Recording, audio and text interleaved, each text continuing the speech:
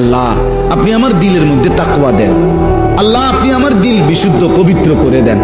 আনতা খায়রু মান যাক্কাহা, আপনিই তো হচ্ছেন সর্বোত্তম পবিত্রতাকারী।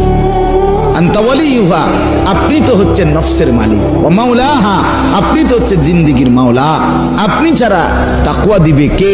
আপনি ছাড়া হেদায়েত দিবে কে? মাওলা اللهم أصلح لي شأني كله ولا تكلني إلى نفسي طرفة عين। রসূলের দোয়া, আল্লাহ আপনি আমার জিন্দেগিটা ঠিক করে দেন, আমার রাত ঠিক করে দেন।